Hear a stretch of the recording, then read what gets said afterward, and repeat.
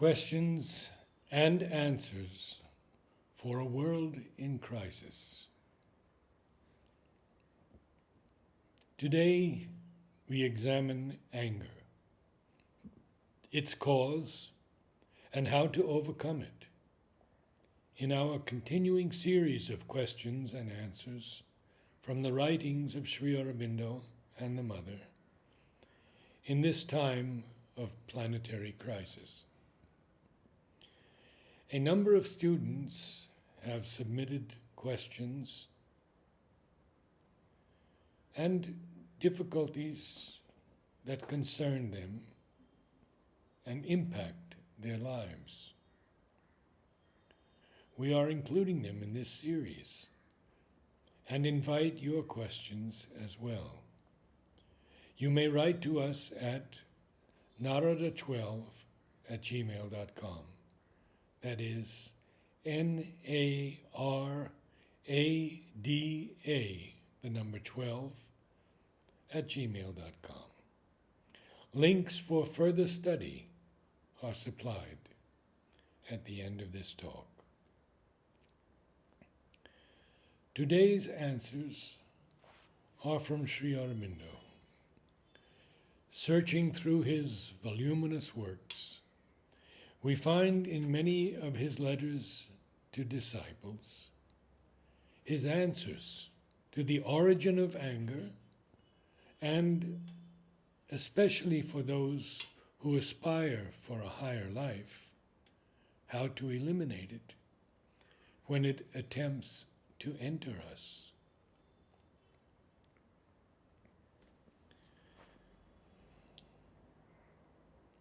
He writes, "Infinite peace, universal love can remove anger if they are complete and stable."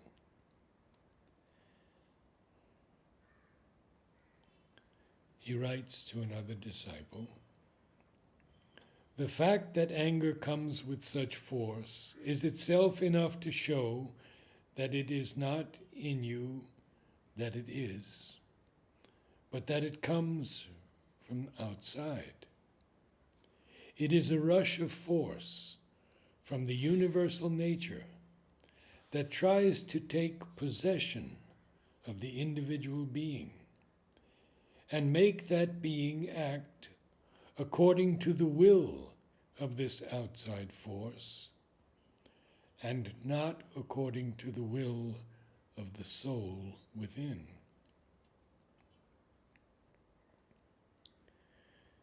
These things come in the course of the sadhana, because the sadhak is liberating himself from the lower nature and trying to turn towards the Mother and live in her divine consciousness and the higher nature.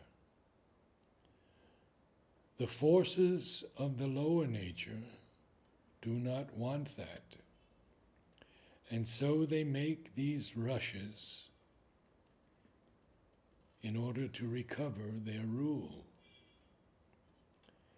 It is necessary, when that comes, to remain quiet within, remembering the Mother or calling her, and reject the anger or whatever else comes, whenever it comes, or however often it comes.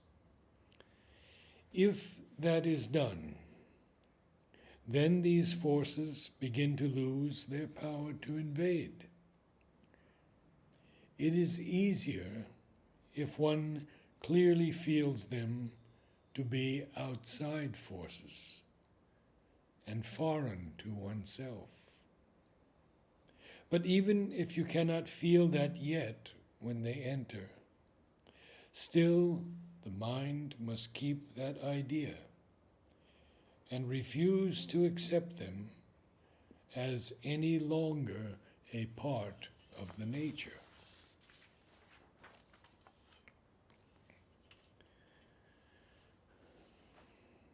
In fact, all these ignorant, vital movements originate from outside in the ignorant, universal nature. The human being forms in his superficial parts of being, mental, vital, physical, a habit of certain responses to these waves from outside. It is these responses that he takes as his own character, anger, desire, sex, etc., and thinks he cannot be otherwise. But that is not so. He can change. There is another consciousness deeper within him, his true inner being, which is his real self, but is covered over by the superficial nature. This the ordinary man does not know, but the yogi becomes aware of it as he progresses in his sadhana. As the consciousness of this inner being increases by sadhana, the surface nature and its responses are pushed out and can be got rid of altogether.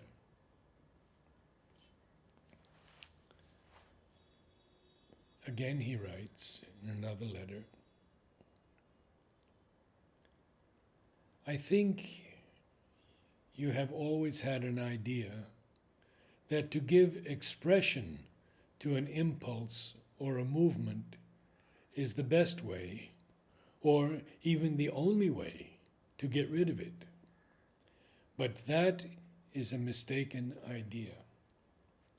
If you give expression to anger, you prolong or confirm the habit of the recurrence of anger.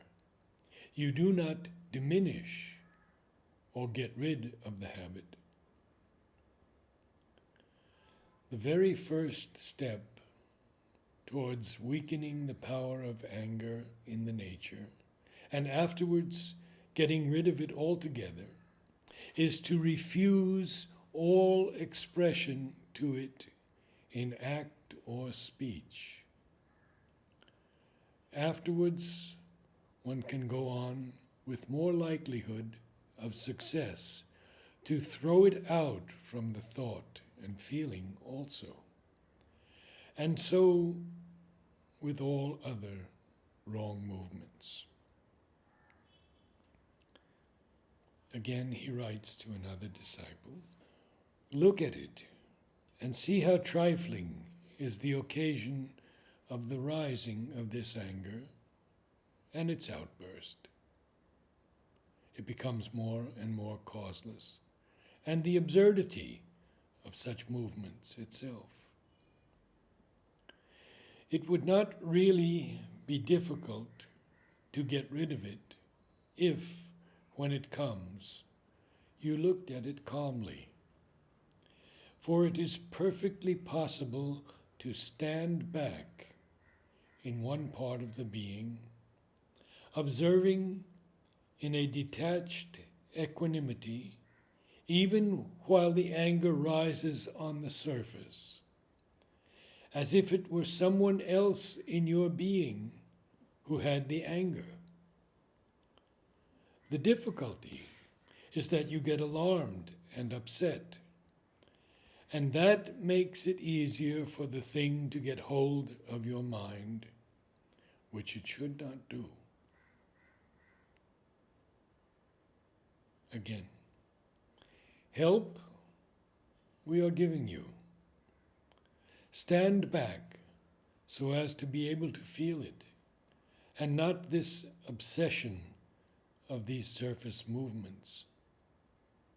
And again, it is true that anger and strife are in the nature of the human vital and do not go easily. But what is important is to have the will to change and the clear perception that these things must go. If that will and perception are there, then in the end they will go. The most important help to it is, here also, for the psychic being to grow within. For that brings a certain kindliness, patience, charity towards all, and one no longer regards everything from the point of view of one's own ego and its pain or pleasure, likings and dislikings. The second help is the growth of the inner peace, which outward things cannot trouble. With the peace comes a calm wideness, in which one perceives all as oneself, all beings as the children of the mother, and the mother dwelling in oneself and in all. It is that towards which your sadhana will move. For these are the things which come with the growth of the psychic and spiritual consciousness. Then these troubled reactions to outward things will no longer come. And again,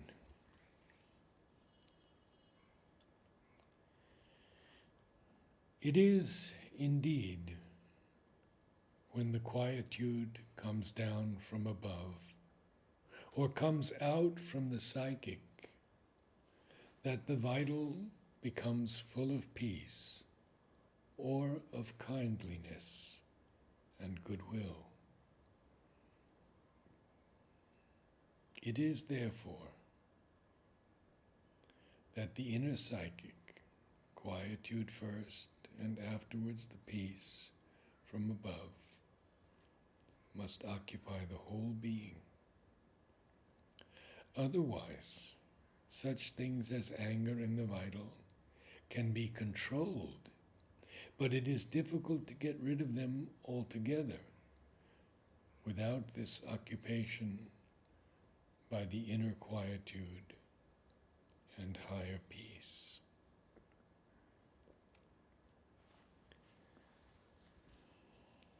Again, these things, hard forms of speech, anger, etc., are habits formed by the vital physical consciousness, and as they are supported by the subconscious, very difficult to change. If one can conquer or change them by force of will, or mental or spiritual control, so much the better. But if one cannot do this at once, one must not be upset or think oneself unfit. It is easier for most to realize the divine or enter into the psychic consciousness than to change this part of the nature.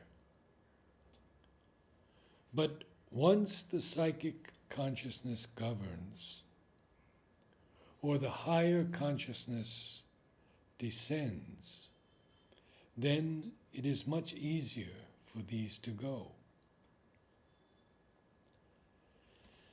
You must not, therefore, be discouraged by these recurrences or persistences, but try always to stand back in an inner quietude, and if they come, let them pass away like a cloud across the light.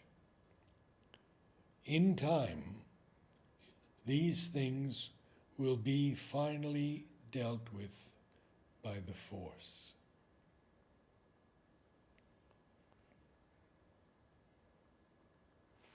Another letter. That is the right thing that must happen always when anger or anything else rises. The psychic reply must become habitual, pointing out that anger is neither right nor helpful. And then the being must draw back from these outward things and take its stand in its inner self. Detach from all these things and people. It is this detachment that is the first thing that must be gained by the sadhak. He must cease to live in these outward things and live in his inner being. The more that is done, the more there is a release and peacefulness. Afterwards, when one is secure in this inner being, the right thing to do, the right way to deal with men and things will begin to come. Another letter. I have never said that to overcome doubt is easy. It is difficult because it is the nature of something in the human physical mind to cling to doubt for its own sake. It is not easy to overcome gloom, depression, grief, and suffering because something in the human vital clings to it and almost needs it as part of the drama of life. So also I have never said that sex, anger, jealousy, etc. were easy to overcome. I have said it was difficult because they were ingrained in the human vital, and even if thrown out, were always being brought into it, either by its own habit or by the invasion of the general nature and the resurgence of its old response.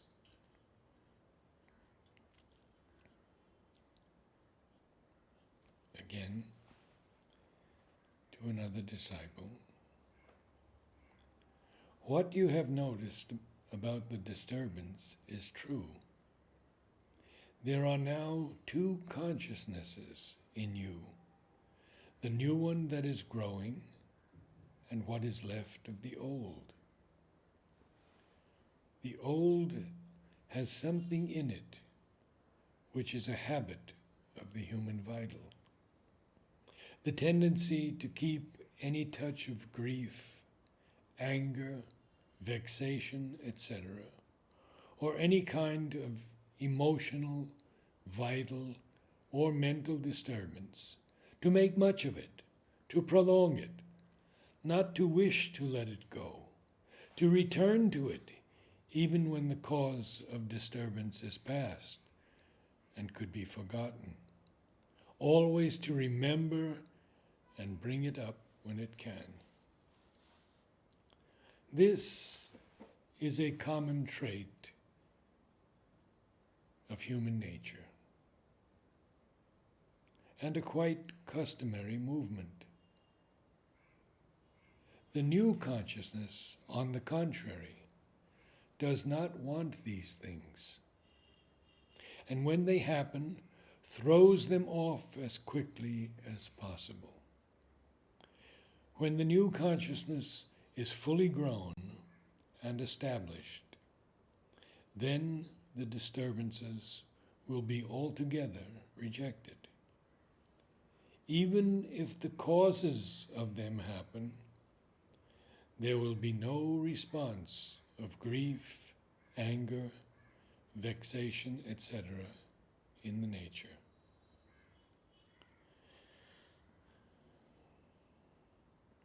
And lastly, you should throw away fear as well as anger and go quietly on your way, putting your confidence in the Mother.